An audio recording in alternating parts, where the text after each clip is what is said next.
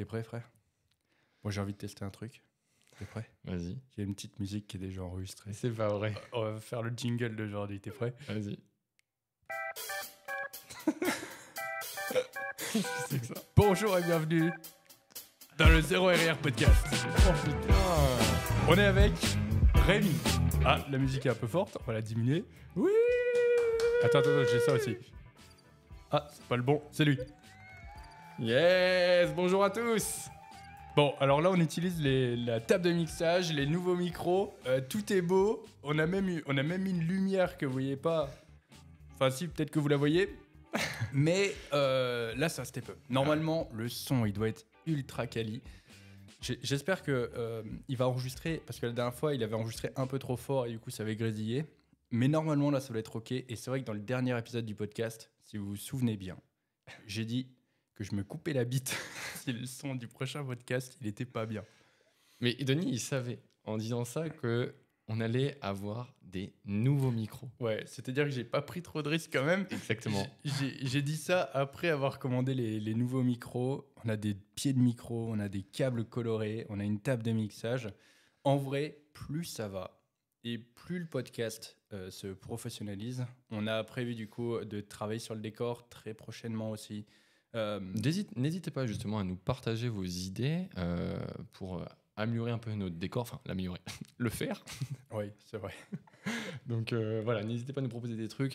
On était parti sur de la verdure, après pourquoi pas du bois. Après, en fait, on est nul. On est clairement nul au niveau du décor. Donc partagez-nous voilà, vos inspirations. Quoi qu'il en soit, mon frère, on progresse. Ça fait du bien. En plus de ça, Surtout que c'est marrant. ouais, c'est ça. Ce soir aussi, toi, tu as un rendez-vous. On va possiblement avoir des vrais jingles. Ouais. Dans le dernier épisode, vous avez fait pas mal de suggestions aussi pour ce qu'on pourrait mettre. Là, du coup, on n'a plus tous les trucs de Maître Yoda, etc. parce qu'on a configuré les nouveaux micros. Et en fait, on a fait ça clairement 5 minutes avant le podcast. Et du coup, ça a viré tous les Maître Yoda, Baltringue, machin et tout. Mais c'est pas très grave. Le but, c'est aussi de faire un truc assez pro, tu vois. Et surtout, suivez nos aventures sur le fait de... Bon, on découvre une table de mixage, on la découvre en fait ensemble. Il n'y a pas de... Juste nous, on l'a fait un petit peu en amont, on prépare le truc et après, on vous propose un truc un peu quali. Non, vous êtes avec nous dans la prépa complète. Et oui, ce soir, rendez-vous pour parler de jingle, de générique, avec quelqu'un qui écoute le podcast. Donc, je pense qu'il va pouvoir nous sortir des petites pépites. C'est vrai, les choses avancent, même les projets à côté. On va bientôt pouvoir reprendre l'aventure salle de sport aussi. Ouais. On va vous partager pas mal Build de My petites choses. Gym Ouais, 2.0. la série Build My Gym va reprendre parce que les travaux du gym vont reprendre. On n'en dit pas plus. Oui, mais bientôt ça recommence. Exactement, donc des améliorations dans la salle de sport. Pas mal de petites choses. C'est vrai que on n'en parle pas trop parce qu'on dit toujours qu'en fait, on parle des choses une fois qu'on est sûr et certain qu'elles vont arriver. Par exemple, truc tout con, j'ai dit que j'allais me couper la bite s'il n'y allait pas y avoir un bon son, mais parce que j'avais commandé les micros. C'est-à-dire que Tout ce qu'on dit, c'est que c'est fait ou que ça va être vraiment fait. ouais, ou que c'est genre à 90% terminé, quoi. Donc voilà pour ça. Maintenant, le sujet du podcast. Que je ne connais pas. Ouais, Rémi le connaît pas et je lui ai dit que j'en avais un, mais j'ai menti. Oh purée. Et du coup, il faut que j'en trouve un. 1, 2, 3, c'est bon, j'en ai un. Allez. On va parler ouais, ça va faire plusieurs podcasts. Voilà. voilà. Comme ça, j'ai trouvé des sujets. On va parler, mon frère. C'est quelque chose qu'on n'en parle pas suffisamment, je pense, parce que en soi, c'est pas forcément des choses aussi qui nous mettent en valeur. On en parle indirectement, mais je pense que c'est intéressant de parler de nos erreurs. De nos erreurs. Je pense qu'il y a plein d'erreurs qu'on a fait qu'on n'a pas encore abordées dans le podcast. Et c'est vrai que bien souvent, en fait, on dit aujourd'hui, si on est autant à même de donner des conseils, de te dire, entre guillemets, quoi faire, c'est parce que nous, par le passé, on a déjà fait ce qu'il ne fallait pas faire. Et je pense qu'il y a beaucoup de personnes qui peuvent s'identifier aux conneries qu'on a faites, en fait. Mais c'est évident, on a déjà partagé quelques-unes dans le podcast, mais c'est vrai qu'on s'en voit jamais trop. C'est vrai, et puis en fait, je pense que, tu sais, naturellement, t'essayes toujours quand même de te mettre en avant. Tu vois, c'est C'est-à-dire, rarement... si tu commences un podcast, tu dis je suis qu'une merde, putain, j'ai fait ci, j'ai fait ça. Et voilà, aujourd'hui, j'ai rien à tirer de concluant et je suis une merde toujours. C'est ça, en fait, tu sais, tu parles toujours de tes réussites, mais...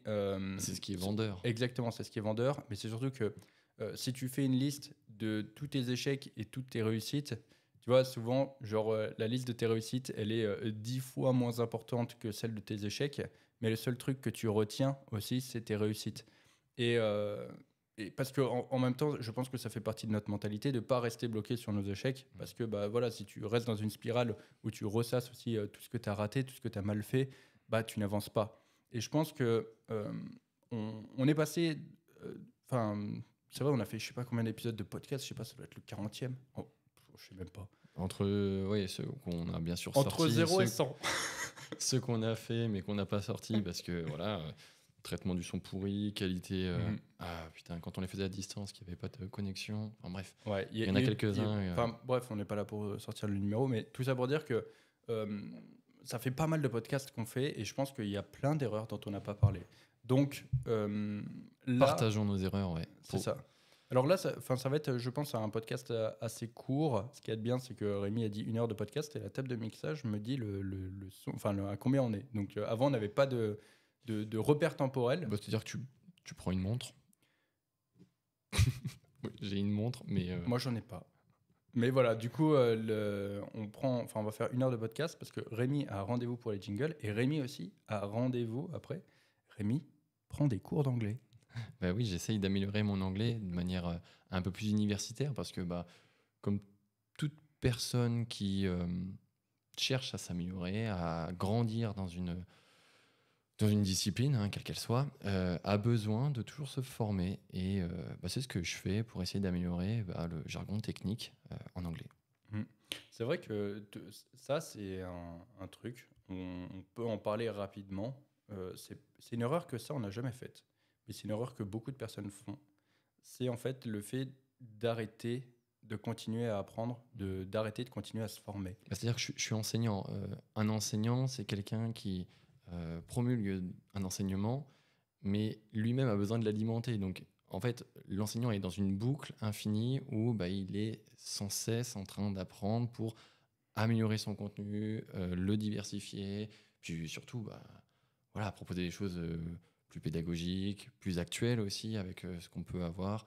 Ça fait totalement écho à ce qu'on fait sur le lab en fait, c'est-à-dire que ce qu'on pensait il y a 10 ans, eh bien, c'est un peu déconstruit aujourd'hui pour des thèmes voilà, divers et variés, mais c'est toujours essayer de se mettre à la page et pas de se restreindre à dire ok, dans ma temporalité, moi j'ai fait mes études de 3 ans à 20 ans, en gros, parcours universitaire, quoi, et à 20 ans, paf, je rentre dans le monde du travail et en gros, j'arrête tout ce qui pourrait alimenter ma culture pour mon métier. Alors c'est là en fait où on fait la plus grosse des erreurs. On l'avait déjà dit dans un podcast. C'est Aurélien Broussal qui dit toujours ça. Le bon coach, c'est celui qui n'arrête jamais de se former et c'est typiquement ce qu'on fait. Mais ce que je voulais dire, c'est que bien sûr, donc ça concerne la musculation, la nutrition, etc. Mais en fait, ça va plus loin que ça. Et Rémi en est l'exemple même avec des cours d'anglais qu'il prend pour améliorer son anglais. Moi, récemment, j'ai fait une... Parce que c'est vrai, les gens nous demandent souvent, ouais, quelle formation tu fais, etc. En fait, il faut savoir que... alors, je ne sais pas si c'est comme ça pour Rémi, mais en fait, on a toujours des formations qui sont en cours. Bien sûr, ouais, toujours. Mais en fait, alors parfois, ça va être sur de la muscu, parfois, ça va être sur autre chose. Moi, j'ai fait une formation il n'y a pas si longtemps sur le montage vidéo, parce que je suis le propre monteur de mes vidéos, etc. Et en fait, du coup, il faut toujours que tu continues d'apprendre, quels que soient les domaines, il faut toujours que tu continues de te challenger. Et ça, c'est une erreur qu'avec Rémi, on n'a jamais fait jusqu'ici, mais qu'une erreur que beaucoup de personnes font. C'est-à-dire que arriver à avoir au bout d'un moment, en fait, te dire, OK, c'est bon, je sais tout, j'ai plus rien à apprendre, etc. Et en fait, à partir du moment où tu penses comme ça, t'es mort. Ouais, et puis même, j'ai envie de te dire, va aussi sur des formations qui, à la base, te semblent complètement connes. Pourquoi ? Parce que ça va te permettre d'améliorer ton esprit critique et de te rendre compte peut-être que finalement, l'esprit critique que tu aurais de négatif à la base n'est pas si négatif que ça et que tu vas quand même pouvoir en tirer des enseignements.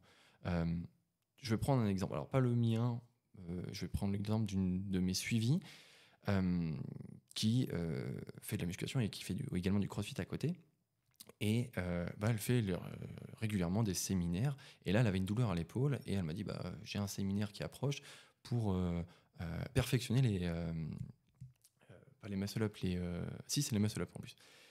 Et elle me dit je sais que en fait, je vais pas réussir à être efficient sur le séminaire parce que je vais pas pouvoir pratiquer comme les autres parce que j'ai une douleur à l'épaule. Je dis mais tu t'en fous, t'y vas et justement, t'amélioreras peut-être tes connaissances, peut-être pas directement physiques, mais t'amélioreras tes connaissances mentales pour comprendre un peu mieux comment ça fonctionne. Et elle m'a dit bon allez, ok, j'y vais, il me coûte cher en plus le séminaire, bon allez, j'y vais quand même. Et là, elle m'a fait un retour, elle m'a dit mais en fait, c'était la meilleure chose. Non seulement j'ai pu faire des muscle-up, mais j'ai pu apprendre aussi à travailler mes muscle-up avec une douleur, améliorer bien sûr ma technique, améliorer aussi mes connaissances. Donc en gros, elle a fait un carton plein, vraiment un carton plein, quoi. Donc je prenais l'exemple d'une personne qui a besoin de diversifier son contenu formatif. Ouais, tu y vas, t'apprends, tu découvres des choses qui à la base t'intéressent pas forcément, mais tu y vas quand même. Ça, c'est très important. Et il n'y a pas de mauvaise et de bonne formation, au final. Non, je ferai pas la ref. Mais effectivement, il y a plutôt toujours ce que tu décides d'en faire. C'est ça, et la façon dont tu décides de l'appréhender. Mais quoi qu'il en soit, continue toujours de te former, peu importe le domaine, que ce soit en muscu ou même autre chose, parce que c'est très important. Et la vie aussi est beaucoup plus fun comme ça. Mais vu comme on a 1 heure de podcast... Ah ouais, attends, je voulais juste dire ça parce que quand même, je vais aller encore plus loin. On va partir... vas-y, on va faire un podcast sur continuer de vous former. Vas-y, ça va être le titre. Non, mais bon, effectivement, on en suit plein des formations. Actuellement, j'en suis également. Je fais aussi un petit clin d'œil à la formation de Louis de The Prep Dad et de Yann qui ont sorti un mastermind qui est très calé sur justement l'hypertrophie, qui est très bien d'ailleurs. Et je fais aussi une formation dans un autre domaine. Vous savez que je suis... Le jardinage. Non, le jardinage, j'aimerais bien, un jour peut-être. Voilà. Mais je fais aussi... j'ai demandé une formation pour faire de la langue des signes de manière un peu plus poussée. Et oui, pourquoi de la langue des signes ? Parce que je kiffe ça. Si un jour il y a une formation aussi sur la magie, je ferai la formation sur la magie parce que j'aime bien ça. Si un jour il y a une formation sur le bois, je ferai la formation sur le bois parce que j'aime travailler le bois. Enfin bref, vous comprenez. J'essaye de faire un maximum de trucs pour continuer d'enrichir mes connaissances. Parce que dans ma tête, j'ai besoin de me nourrir de tout ça. Ouais, et puis développer des compétences, c'est quand même incroyable, quoi. C'est avoir des compétences, les développer, c'est quand même aussi le but de la vie. Moi, je me souviens, quand on était gamin, on a eu la chance avec Rémi de grandir à la campagne, entouré par des personnes qui savaient littéralement tout faire. Tu vois, tu leur dis, j'ai besoin de monter un mur. Le mec, il connaît tout de la maçonnerie. Tu lui dis, j'ai besoin de... Voilà, je vais tuer un cochon, je sais pas comment faire du boudin. Le mec, il dit, pas de problème, moi je te le tue, je te le découpe, je te fais le boudin. Mais tout ça, c'est un art, tu vois. Le nombre de personnes qui savent faire ça aujourd'hui, c'est limité. Le mec, il savait conduire n'importe quel engin. Tu lui donnes, je sais pas, une pelleteuse, un tracteur, un truc.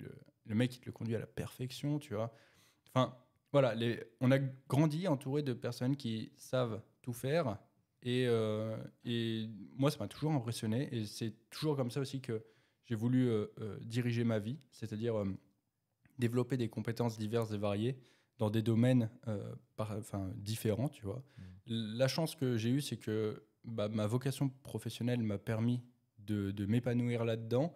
Et indirectement, ma vocation professionnelle m'a obligé aussi à devoir développer des compétences. Mais aujourd'hui, le nombre de personnes en fait, qui ne savent rien faire est vachement important. Tu vois, genre, il y a plein de personnes qui arrivent à genre 25 ans, tu vois, l'évier, il est bouché. C'est mort, quoi, tu vois. C'est juste à dévisser le siphon en dessous. Ouais, tu vois, il panique, il faut appeler... Aujourd'hui, voilà, on se retrouve quand même avec des personnes qui n'ont pas développé des compétences. Et tu vois, tu vas leur donner un truc à faire, ils vont pas être débrouillards, ils vont pas être... c'est vrai que je trouve que c'est un peu dommage. Et c'est vrai que, notamment, parfois, moi, je vois quand je rencontre des gens, notamment quand j'étais à Paris, c'est un peu sur ça que je me suis rendu compte, tu vois, du décalage qu'il peut y avoir, des personnes qui parfois étaient genre plus âgées que moi, etc., tu vois. Et je me disais, mais en fait, c'est juste la base, tu vois, des trucs comme ça, tu vois. J'ai pris l'exemple de l'évier qui est bouché, mais ça peut être tout et n'importe quoi. Et même parfois dans les trucs du quotidien, je suis allé à un endroit, tu vois, il y avait pas d'eau chaude. Il y avait pas, enfin, il y avait deux. C'était un grand appartement dans Paris, 130 mètres carrés, etc. Et il y avait 2 salles de bain. Je vous passe les détails. Et il y avait une salle de bain qui n'avait pas d'eau chaude, tu vois. Et genre, le réflexe, c'est ouais, on appelle le proprio, machin et tout, tu vas voir, j'ai payé bien assez cher, machin et tout, c'est pour que j'ai de l'eau chaude. Première question que je me pose, c'est Est-ce que la vanne est ouverte? exactement, est-ce que la vanne est ouverte? Où est la vanne? Ah bah tiens, tu suis le machin, tu vois qu'il y a la vanne qui est fermée. Tu ouvres la vanne, oh bah tiens, il y a de l'eau chaude, tu vois. Podcast plomberie. Podcast plomberie. Mais voilà, c'est ça que je veux dire, c'est que euh, n'aie pas peur de développer des compétences dans pas mal de choses, n'aie pas peur de... En fait, Après, tu peux pas être expert en tout, bien tu entendu. peux pas mais être juste, expert dans tout, mais essaye d'enlever au maximum ce je ne sais pas faire et je n'y arriverai pas de ouais, ta c'est tête. ça. Tu peux forcément trouver aujourd'hui, en 2024, des solutions Mm. hyper simples. L'appel à un ami. En plus, sérieusement, je veux dire, l'information est hyper accessible. Et sur le téléphone, tu peux trouver plein de choses. Questionne-toi, regarde, observe, essaie de comprendre un peu mieux la situation avant de tout de suite paniquer. Bref. On va conclure avec une phrase que m'a dit un Un grand grand sage. bodybuilder. Ah oui. C'était un bodybuilder qui me l'a dit. Il m'a dit, Denis. Plus t'es gros, plus t'es fort. Non, C'est pas lui. il m'a dit, Denis, aujourd'hui, on vit dans un monde où l'ignorance est un choix. Ah oui, très beau. Voilà. Et ça va conclure cette première intro du podcast Restez s'il vous plaît. qui était vachement longue. Et on se remet un petit coup de...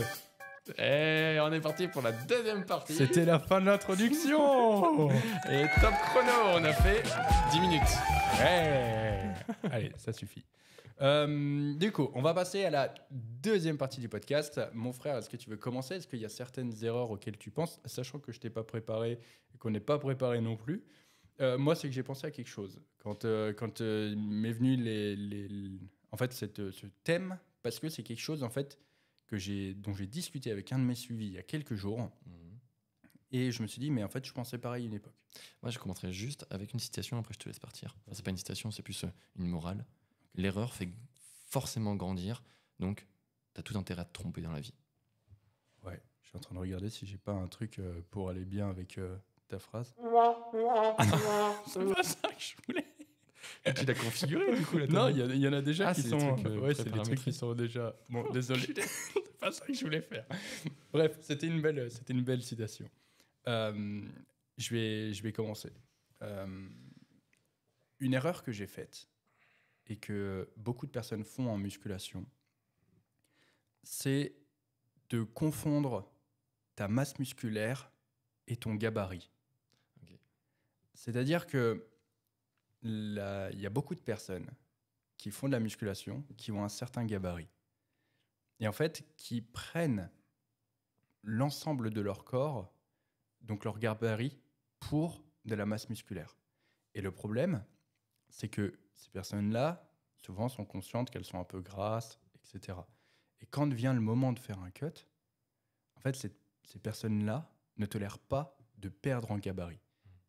Sauf qu'en fait, C'est une erreur que t'as faite. c'est une erreur que j'ai faite et c'est une erreur dont j'ai discuté en fait avec un de mes suivis récemment et du coup j'ai discuté aussi avec un mec sur Insta. Et en fait, ça fait écho un peu au Dirty Bulk, tu sais, que j'ai fait. Évidemment que quand on parle d'erreur, celle qui est la plus flagrante, je pense, et la plus visuelle chez nous, et qu'on a partagée, c'est effectivement notre Dirty Bulk. Ouais, alors effectivement, on en a déjà parlé.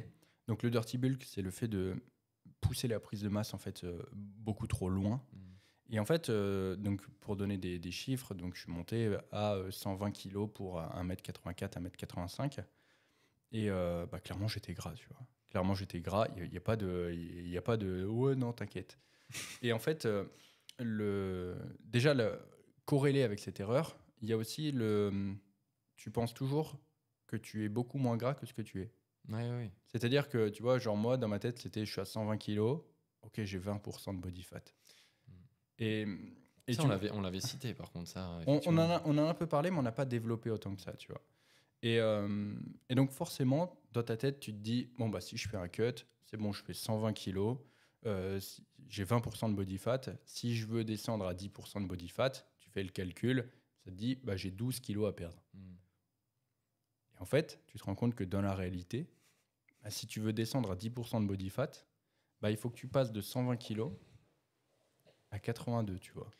Et, et là, tu te dis, mais c'est quoi ce bordel? Et en fait, tu te rends compte au fur et à mesure du processus. Et là où c'est dur à accepter, là où c'est problématique, c'est que en gros, quand tu vas commencer ton déficit calorique, donc tu es bien, tu vois, genre moi j'étais là, 120 kilos, j'avais environ 50 cm de tour de bras, j'avais des cuisses énormes, etc., des pecs. T'avais des grosses perfs. Ah ouais, c'était des mamelles mes pecs, mon gars, et j'étais fort, je me sentais bien. Il était content, Denis, il me disait ah putain, je peux même plus m'habiller dans les magasins ordinaires, je suis obligé de commander sur internet parce qu'il n'y a pas ma taille en magasin. Ouais, c'est ça, tu vois, genre tu Alors, les t'habilles. pantalons, T'es- même plus se fringuer, et- j'étais obligé de commander. Exactement, ces fringues, c'est enfin les fringues à cette époque, c'est 3XL oversize pour que je rentre dedans, tu vois. Ça vous laisse imaginer un peu le gabarit. Euh, Spoiler, aujourd'hui, je rentre dans du XL oversize sans problème, tu vois. Et, euh, et du coup, tu es là, donc je vais reprendre mon exemple, je suis à 120 kilos. Et je commence le cut, etc. Et en fait, bah, je vois que mon poids diminue. Ok, nickel, c'est le déficit calorique. Ça tombe vite, hein. Ça tombe vite en ça, plus. ouais, ça tombe vite. Mais alors, j'ai pas fait l'erreur d'être accroché à mon poids. C'est une autre erreur qui est assez fréquente et qui est corrélée à ça. C'est que du coup, tu sais, il y a le fameux ratio poids-taille, mais c'est un peu corrélé à la sous-estimation du body fat. Et tu sais, bah, genre, il y a parfois, je le vois bien, hein, même toi, Rémi, tu sais, il y a des mecs qui m'appellent pour un suivi, on fait le rendez-vous bilan, ils m'envoient les photos. Je vois que les mecs sont assez gras et puis ils me disent, tu sais, ils font 1m80, ils me disent, bah, je pense qu'à 80 kilos, ça sera bien, je serai sec. Et tu vois, genre, t'es là en mode, bah, si tu veux être sec, pour moi, va plutôt falloir descendre à 68, tu vois. Ouais. Et genre, quand tu dis ça, Il faut, hein, il faut le dire. En fait, il faut être franc. Beaucoup de personnes, hein, quand ils viennent nous voir, n'ont pas cette connaissance du ouais, j'ai juste 5 kilos à perdre. En fait, nous, on a la connaissance qu'il en faut le double Ouais. minimum et qu'on peut clairement pas partir sur un surplus parce que les zones de stockage qu'il a déjà actuellement, elles vont s'amplifier. Donc, on se doit d'être franc et de dire ce qu'il faut.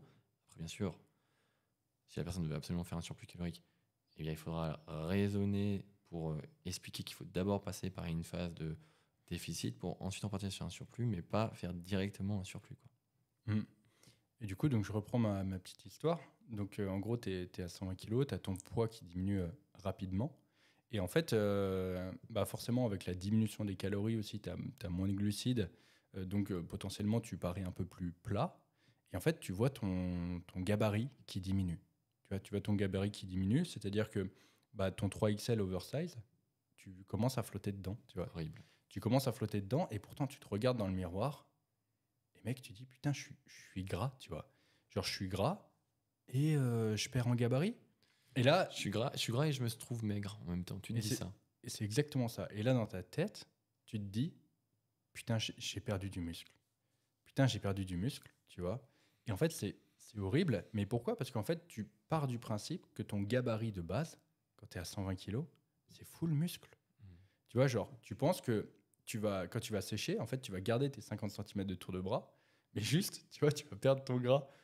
Non, mec, ça se passe pas comme ça. C'est-à-dire que quand j'étais du coup à 120 kilos, t'as 50 centimètres de tour de bras, mais quand tu fais un retour, genre il y a 8 centimètres sur les 50, c'est du gras, tu vois. Ça se trouve, c'est même plus, tu vois.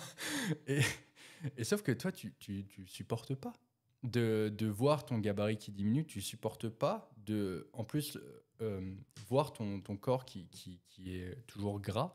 Et en fait, de savoir que, mec, putain, t'as déjà tombé peut-être 10, 15 kilos, t'es toujours gras, tu te trouves maigre, et en fait, tu as ce moment, cette révélation mais en fait, je suis même pas au tiers ou au quart du chemin pour atteindre mon objectif en termes de body fat.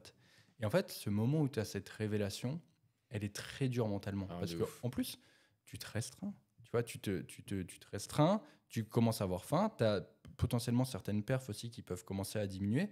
Tu vois, quand tu as des changements comme ça dans dans ta composition corporelle, on l'a déjà dit. Et que lors tu d'un déficit. réalises, c'est surtout ça, c'est quand tu réalises. Ouais, tous les mouvements de poussée, ils sont quand même impactés. Les mouvements qui ont une forte demande de gainage, ils sont impactés. Tu vois, déjà, quand on dit les mouvements de poussée, il y a beaucoup de personnes pour qui les pecs, c'est sacré. Et ça, c'est une autre erreur. On en parlera soit dans ce podcast, soit dans un Épisode. dans un deuxième épisode. Tout ce qui est ce que j'appellerais les muscles de cœur. Et, euh, et en fait, voilà, quand tu vois tes performances sur les pecs qui diminuent, tu te dis, mais putain, mais merde, quoi, je perds tout. Et puis même, tu vois, t'es plat, enfin, tu es beaucoup moins plein, et en même temps, tu as beaucoup moins de congestion. Tu vois, en fait, le cut, c'est pas une situation qui est agréable. Et en fait, tu te dis, mais putain, il va falloir que je reste encore comme ça pendant super longtemps. En fait, psychologiquement, c'est extrêmement dur parce que tu te dis, faut encore que mon gabarit diminue. Tu étais à 50 cm de tour de bras, maintenant, genre, t'as 40, tu sais, tu vois 49, 48, 47, 46. T'as l'impression que ça va jamais s'arrêter de descendre. Et en fait, ça, c'est extrêmement dur mentalement. Et beaucoup de personnes, du coup, choisissent à ce moment-là d'arrêter le cut. D'arrêter le cut parce que c'est beaucoup plus confortable de pouvoir manger plus, d'avoir du pump, de se sentir plein, de se sentir rempli. Mais en même temps, ces personnes-là, donc elles vont remanger, elles vont se ressentir bien. Tu sais, c'est de la gratification instantanée. Tout de suite, tu te remets à manger plus, tu repumpes plus, t'as moins faim. En fait, ta situation de merde dans laquelle tu étais, les contraintes du déficit, en fait, directement disparaissent. Oui, et puis tu as quand même, on va dire, si tu as fait un petit déficit sur une certaine période, tu as quand même des changements sur ton physique. Donc ça se trouve que tes bras sont peut-être un peu plus secs, tu arrives à avoir un peu plus tes muscles. Tu look donc, un peu mieux. Voilà, c'est ça. Il y a le look aussi qui change et tu as l'impression d'avoir fait quand même des choses bien pendant ton cut. Et donc, c'est amplifié lorsque tu remontes tes calories parce que voilà, tu remplis un peu la chose. Ça joue aussi sur ta perception. Sauf que du coup, tu remets tes calories alors que tu n'es pas sec. Hein.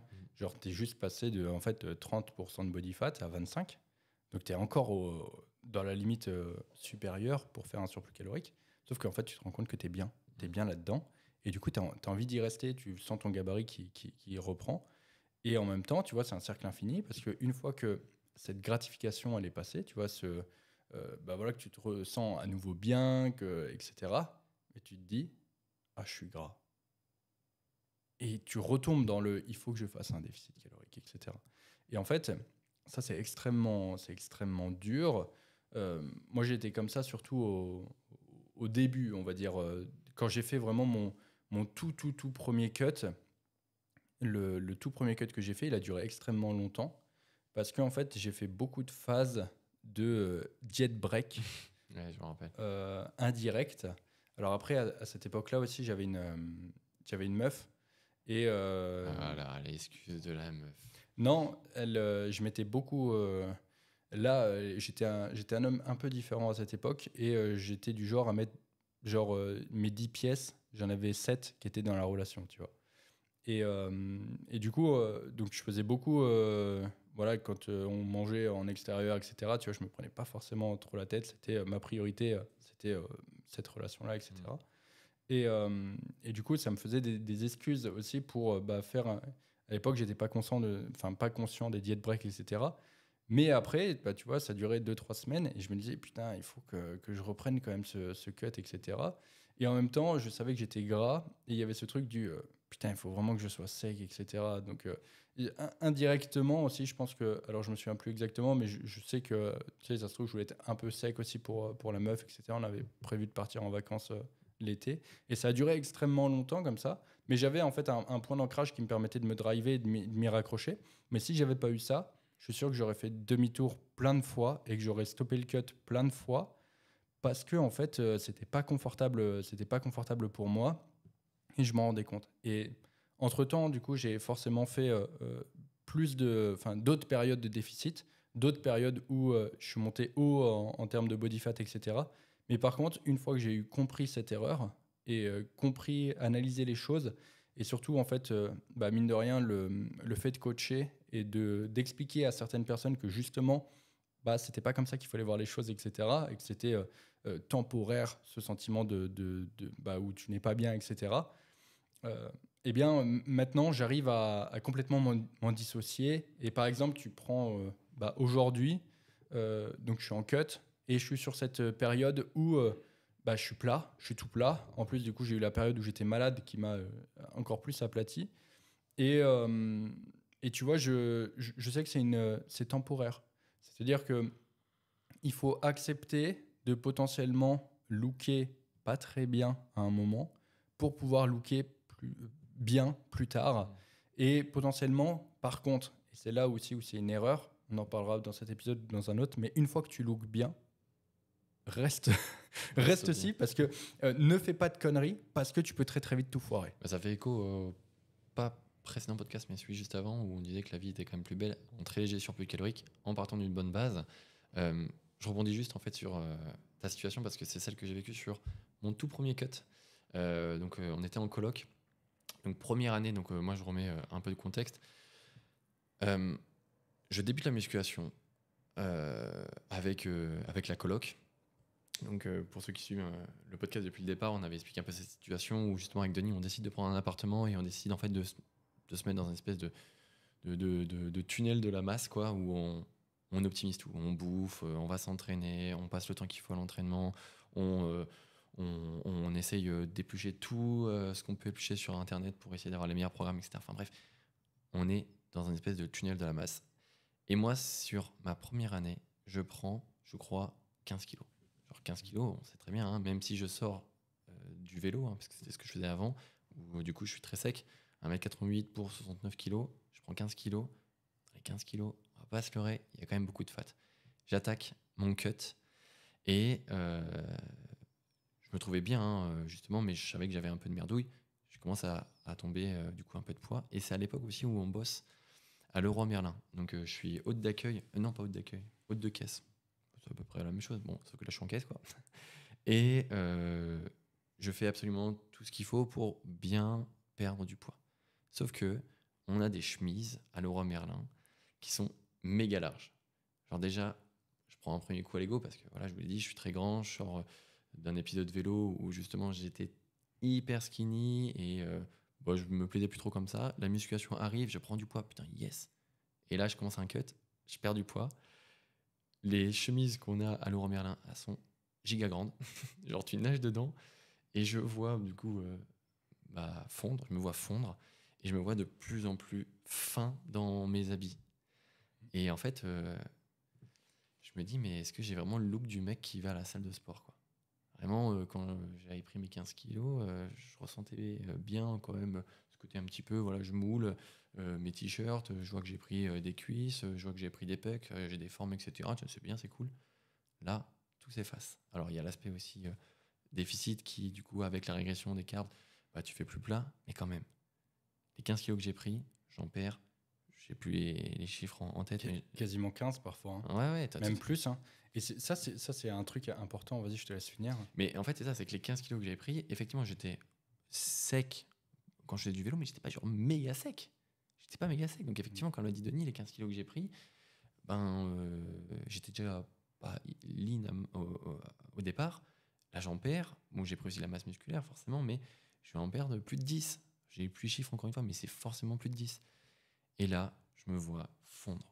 Et je découvre que j'ai plus tout le look du mec musclé. Et même ce que je vois dans les miroirs de la salle de sport qui sont un peu en plus grossissants, où ça te met un peu en valeur sous une bonne lumière, je ressemble juste à un phasme, mec. Je suis tout kios. Et à ce moment-là, je rencontre une ex, donc ma vraie première relation. Toujours les meufs. Hein. Et du coup, c'est quoi cette excuse encore? Elle me voit du coup dans cette phase où je suis en cut. Et du coup, elle me prend pas pour un sportif, quoi. Elle me prend pas du tout pour un sportif. Tu lui dis je fais du sport, elle te dit du ping-pong? Je sais pas, t'es grand basket peut-être? Non, cherche encore? Non, cherche pas parce que là ça va me faire très mal. Donc il y a cet aspect du putain, en fait je me bute à la salle de sport et ça se voit même pas, même par la première meuf à l'époque, quoi. Donc je faisais pas ça pour les meufs, hein, j'ai toujours fait ça pour moi avant tout, mais ça fout un putain de coup. Ouais, quand tu revois quelqu'un longtemps après, ouais. Que, en fait, elle, tu sais, genre limite, elle te trouve plus maigre qu'avant. Parce que c'est ça, en fait, aussi, on en a pas parlé, mais moi, dans les discussions que j'ai eues donc avec les mecs qui m'ont envoyé des DM sur Insta, ou même, il y en a sur le club aussi qui ont posé, donc le club, le réseau social qu'on a créé, et même certains de mes suivis, en fait, ils se rendent compte que, genre, ils sont partis, ils faisaient genre 1m80, je reprends l'exemple du 1m80, hein. 1m80, 70 kilos, tu vois. Ils ont fait une prise de masse, ils sont montés, ils ont touché les 100 kilos, tu vois. Genre, ils sont même passés au-dessus, genre 100, 105 kilos.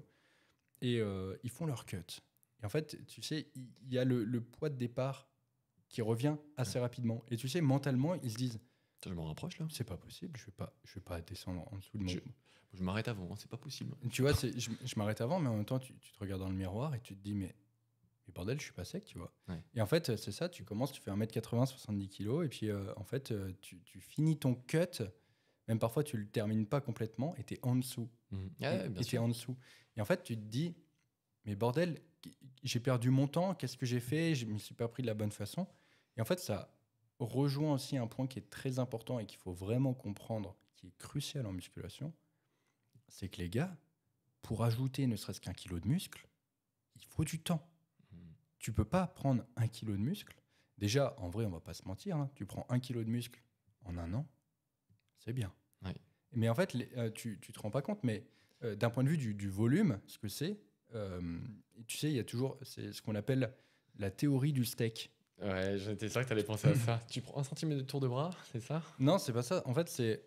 Tu te colles les steaks. Exactement, ouais, Ouais. c'est ça.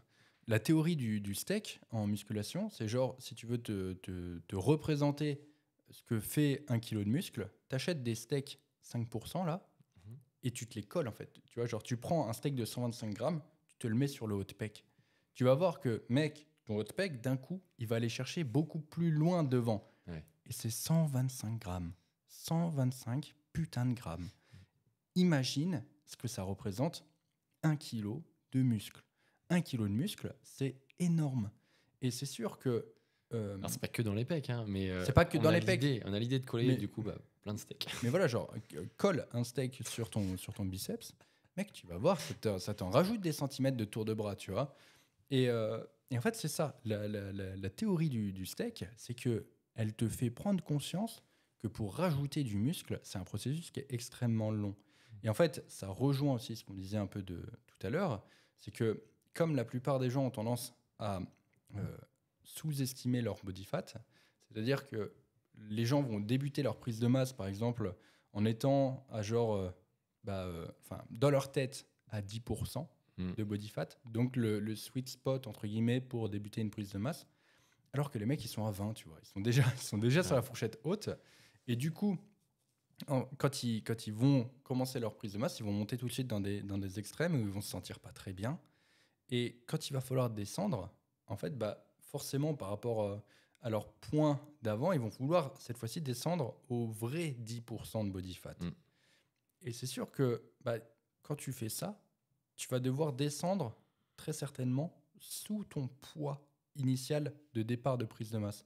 Et du coup, c'est là aussi où c'est dur, vraiment très dur à accepter, et où tu peux te dire, mais j'ai perdu mon temps, la musculation c'est dur, et en fait tu remets tout en question, parce que mec, putain, tu t'es fait chier à peser, à bien dormir, tu repenses à toutes les sorties que tu t'es privé, tout le temps que tu as passé à la salle, tes douleurs aux épaules, tu vois, tu remets tout en question, tu vois.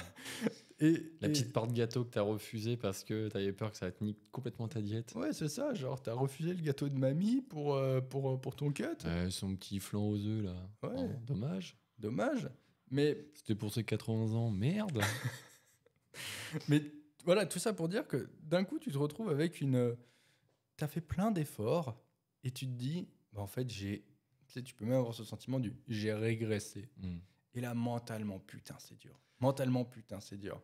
Et alors là, t'as l'impression que t'es qu'une merde. En plus, tu vois, genre, quand ton déficit, il dure un peu, t'es faible mentalement, t'es moins dans le truc. Tu peux avoir aussi ta testo qui diminue un peu. Donc, tout de suite, tu dis, ah, je suis qu'une merde, fais chier, vie de merde.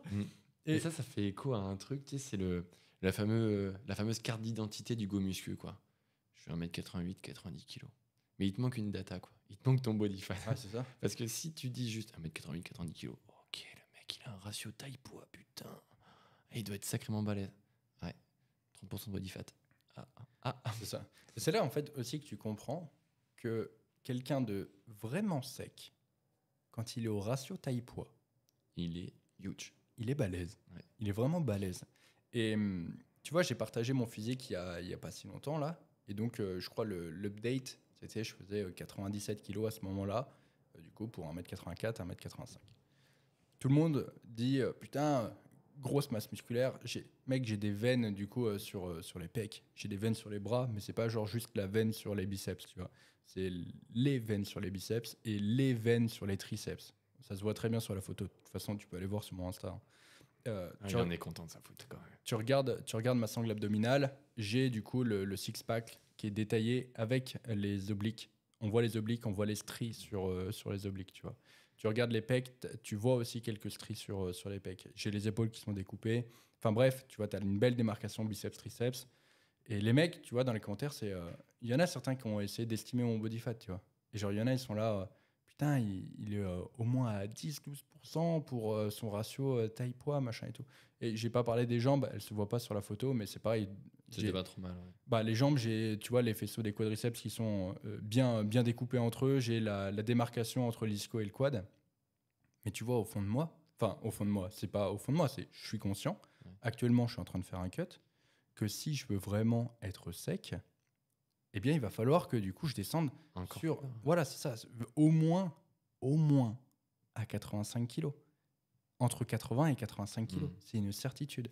Et quand Lucas Gouif, tu sais, il est venu, on a fait une vidéo. À ce moment-là, j'étais à 94 kilos. Et donc, Lucas Gouif, il fait 1m83, je crois. Et au moment de la vidéo, il faisait 81 kilos. Sachant que là, actuellement, donc il est encore plus sec. Et je crois qu'il est à 78, 79. Donc, il est bien en dessous de son ratio poids-taille. Le physique de Lucas Gouif, il est incroyable. Il est incroyable. Et pourtant, il est en dessous de son ratio poids-taille. C'est pour ça qu'on disait tout à l'heure, quand tu es sec et que tu as ton ratio poids-taille, tu es balèze. Et du coup, dans cette vidéo, on discute avec Lucas et on dit la fameuse phrase, bah, mec, si tu penses que tu as 10 kilos à perdre, en fait, tu en as le double. Ouais. Et je l'ai mis, du coup, j'ai mis cet extrait, je ne l'ai pas mis sur Insta, je crois. Je vais le mettre d'ailleurs, je pense. Mais je l'ai mis sur TikTok. La vidéo, elle a fait je ne sais plus combien de vues, elle a pété. Et en fait, il y en a plein qui se sont dit, ok, bah, moi, ça veut dire que j'ai 30 kilos à perdre. Ok, ça veut dire que j'ai 40 kilos à perdre. Oui. oui. Qu'est-ce que tu veux que je te dise, mec? La plupart des gens se pensent vraiment, en fait, assimilent le gabarit à la masse musculaire. C'est exactement ça, ouais. Alors que pas du tout, tu vois. Et je l'ai fait, cette erreur. Je vous l'ai raconté précédemment, tu vois. Et ne fais pas cette erreur parce que vraiment, je te le dis, c'est pas pour te blesser, mais t'es plus gras que tu le penses. Moi, je vais poursuivre du coup ma petite histoire parce qu'elle va complètement faire écho aussi à ce qu'a dit Denis, mais avec du coup moi. Donc, je vais quand même au bout de mon cut parce que voilà, je me suis engagé, je vais faire mon cut, etc. Et je vais pas aller au bout du bout. Donc, c'est-à-dire, je vais avoir encore des petites zones de stockage au niveau des hanches. Mais je me dis, franchement, là, si je descends plus bas, je vais perdre un os. Déjà que je ressemble pas à grand-chose. Je vais ressembler vraiment à rien du tout. Et alors là, déjà que j'ai le look du cycliste, quoi. En gros, j'ai arrêté le vélo il y a plus d'1 an. Là, j'ai le look à nouveau du cycliste.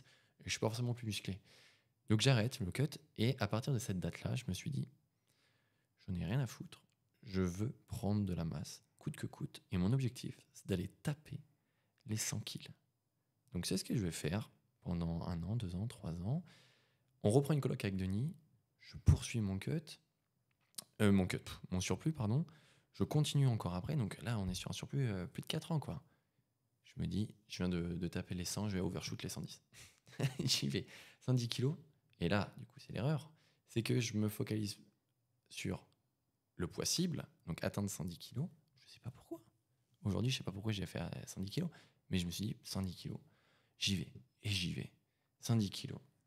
Je suis énorme et gras. Mais par contre, j'ai des fringues, je suis trop bien dedans parce que ça me moule de partout. Quand je fais mon hack squat, t'inquiète pas que j'ai une sangle abdominale, mon petit gars. Je suis un espèce de tronc d'arbre, j'en ai rien à foutre. La colonne, ouais, je suis fort. La colonne vertébrale, t'inquiète pas qu'elle est bien résistante, elle est bien emmitouflée aussi, il y a tout ce qu'il faut autour pour. Elle est bien entourée. Elle est bien entourée. J'ai des cuisses, laisse tomber. J'ai un cul, oh de Dieu, j'ai un cul. Ça me fait une bonne petite masse musculaire au niveau du cul. Bref, je tape les plus de 40 cm de tour de bras. Je suis trop content, quoi. Sauf que je fais 110 kilos. Et là, j'attaque mon cut. Je me dis, oh, là, ça fait 4 ans que je fais de la masse. Je vais perdre du poids doucement. Je connais la musique, j'ai déjà fait une fois. Nanana. J'y vais et je pense que je m'arrêterai à 100 kilos. Je pense que j'aurai un bon physique. Et l'autoroute, j'arrive à 100 kilos. Ah, j'ai déjà perdu 10 kilos. Qu'est-ce qui s'est passé là? Bah, pas grand-chose. Le physique, bah, j'ai perdu 10 kilos, mais il y a un problème, ça ne te voit pas, quoi. Il y a un truc, c'est où j'ai perdu, parce que là, je ne le vois pas. Donc, je me dis, bon, bah, peut-être ratio taille-poids. Donc, je suis 1m88. 90 kilos, je vais peut-être pas faire 88 quand même. Jusqu'à 90. Ouais, j'ai 90. Bon, bah, ok. Je reloge dans des pantalons que je mettais plus il y a 1 an et demi, 2 ans. Super. Et toujours gras. Et je suis toujours gras. Qu'est-ce que j'ai branlé, bordel? Qu'est-ce que j'ai branlé? Et Pierre Denis l'a dit tout à l'heure, bah, tu réalises. Tu réalises que, bah, en fait, t'es pas encore arrivé à destination, que t'as encore du poids à perdre. Et que bah, tes perfs, là, elles commencent à prendre un coup, que ta technique, elle commence à devenir dégueulasse parce que je suis à fond dans ma progression. Putain, nique sa race, il faut que j'aille au bout de ma progression, sinon, bah, ça veut dire que je vais perdre du muscle. Et donc, bah, je commence à tomber au niveau des performances. Je retrouve des fringues, je nage dedans. Je me trouve toujours aussi gras. Alors effectivement, j'ai un peu séché, j'ai des petits muscles qui apparaissent, mais je suis toujours aussi gras. Et j'ai dû attendre de tomber encore 5 kilos. Donc je suis arrivé à 85 kilos à la fin de ce cut-là. Donc toujours pas aussi sec, mais toujours plus sec que bien sûr sur le premier cut. Mais voilà, j'ai mis du coup plus de 25 kilos. Là, il y a deux choses qui sont importantes et qu'il faut bien comprendre aussi lorsque tu pars dans cette aventure. C'est que d'un point de vue du body fat, quand tu perds 1 kg enfin 1% de body fat à 40% de body fat, ça se voit pas. Quand tu perds 1% de body fat et que tu es à 10% de body fat, crois-moi, ça se voit direct. C'est ça, c'est les petits kilos C'est-à-dire qui font vraiment la différence en fin de cut ou même pour des personnes qui montent sur scène. Exactement. Il y a les petits 500 grammes là quand ils tombent. Tu sais que ça fait un truc insane sur le physique, quoi. Exactement. Quand tu vois un compétiteur proche de sa compétition, genre sur les dernières semaines, le mec, il peut vraiment métamorphoser son physique juste en perdant 500 grammes, tu vois. Pourquoi? Parce qu'il est déjà écorché. Mais toi, quand tu commences ton cut et que tu es déjà gras, en fait, le truc, c'est que les premiers kilos, tu vas pas les voir. En fait, tu vas perdre du gras, mais en fait, tu vas pas avoir l'impression d'en perdre tant que ça. Parce que, comme je te dis, si tu es très gras, perdre 1% de body fat à genre 30-40%, ça se voit pas tant que ça. Et donc, il va vraiment falloir que tu insistes très longtemps pour que tu puisses commencer à avoir des changements et des changements notables. Et c'est pour ça que bien souvent, il faut aller très très bas au niveau du poids. Et là où Rémi a dit autre chose d'intéressant et qui est une erreur assez fréquente, c'est qu'en fait, ça rejoint en fait ce que je disais tout à l'heure, c'est que les mecs arrêtent leur cut avant d'être vraiment secs. Notamment, en fait, avec du gras stocké sur les hanches. Et donc, en fait, tu fais ça, donc tu as ton point de départ, tu commences bien souvent, tu vois, tu es un peu skinny fat, tu as du gras sur les hanches, tu te dis, ouais, mais ils m'ont dit dans mes premières années de muscu qu'il fallait pas sécher, sinon je perds mes newbie gains. Bref, on n'est pas là pour... On a fait des podcasts déjà sur ça. Du coup, ce que tu fais, c'est que tu t'envoies le surplus calorique, mais tu perds pas ton gras au niveau des hanches. Non, il part pas comme ça. Ensuite, du coup, tu montes plus ou moins haut, bref, tu fais un cut et tu t'arrêtes encore une fois avant de perdre ton gras sur les hanches.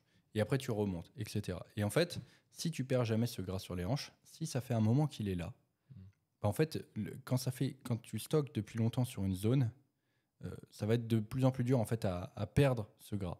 Et là, je fais une petite dédicace à tous mes suivis qui ont fait un cut avec moi et qui ont déjà entendu cette phrase du « si on arrête maintenant, tu vas le regretter ». Ouais, je le dis aussi. Si tu arrêtes maintenant, je te le dis, tu vas le regretter. Parce que, certes, ça va être un sentiment de bien-être, mais éphémère.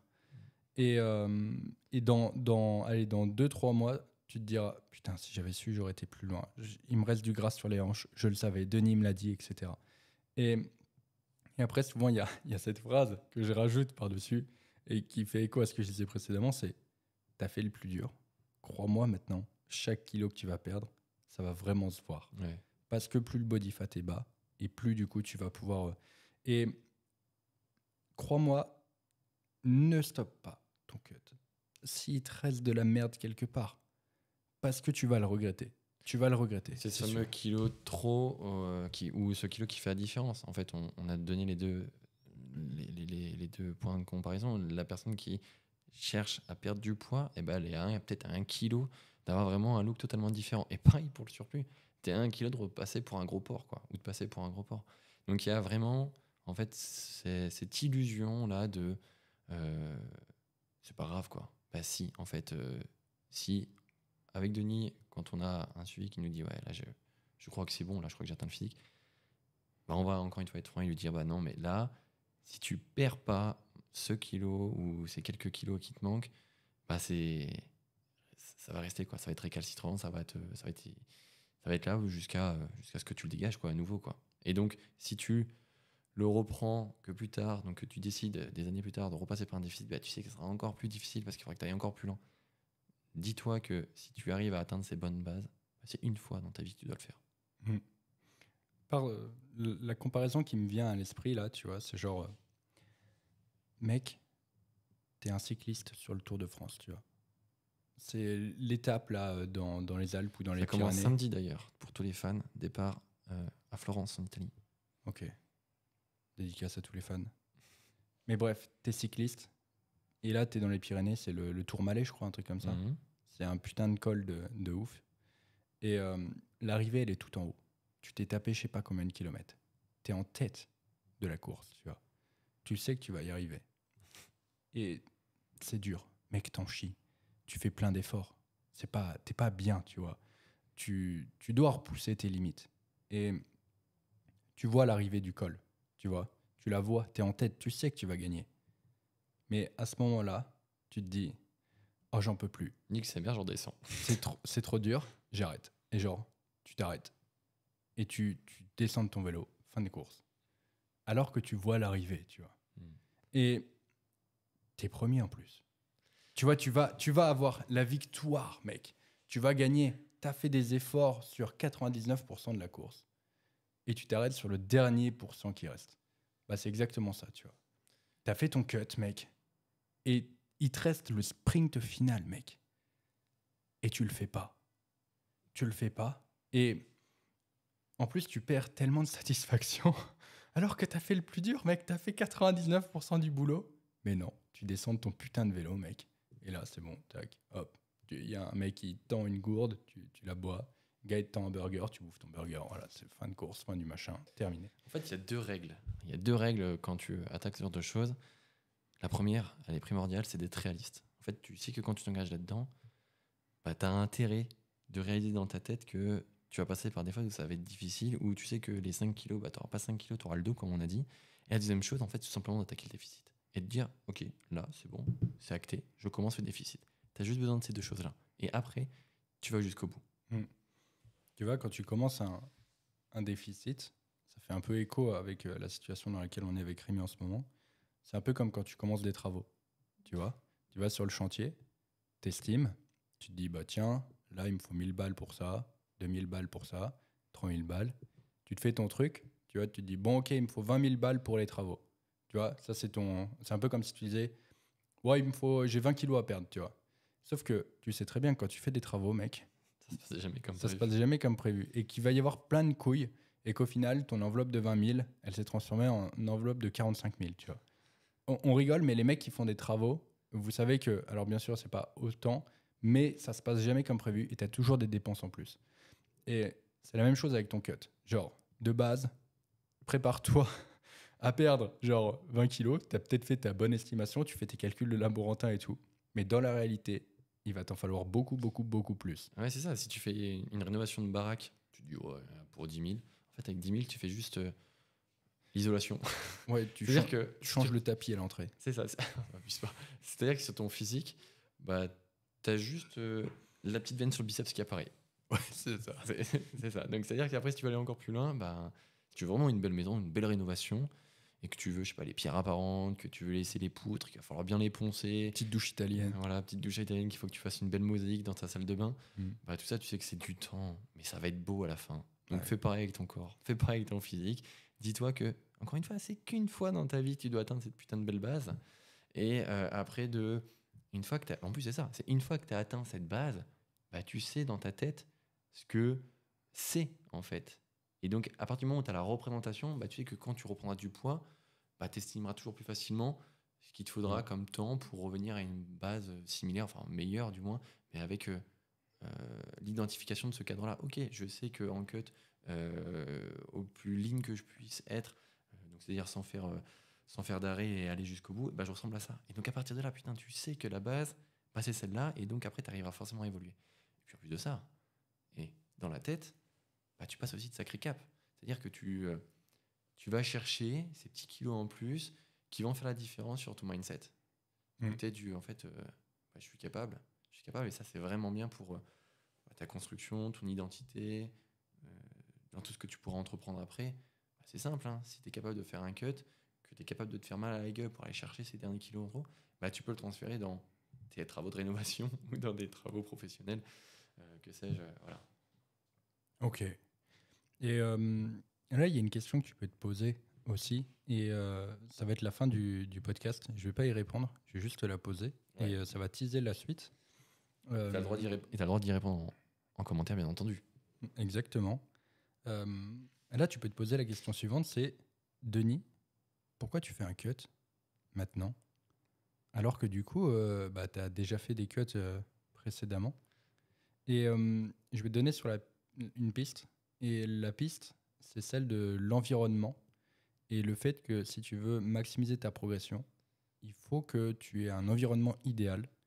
Et je pense que ça, on en parlera dans un des prochains podcasts, que au final, une des erreurs que j'ai faites et que beaucoup font, c'est de ne pas prendre en compte ton environnement dans ta progression. Et c'est comme ça qu'on va terminer le podcast. Ça va vous teaser les prochains épisodes. Et maintenant, c'est la fin de ce podcast. Merci de nous avoir suivis. N'hésitez pas à mettre une review de 5 étoiles sur Spotify, à commenter, à liker et à partager bien entendu sur l'ensemble de vos plateformes. Et abonnez-vous aussi, c'est très important. Et puis nous, on vous dit à très bientôt dans un prochain épisode du 0RR Podcast. Merci à tous.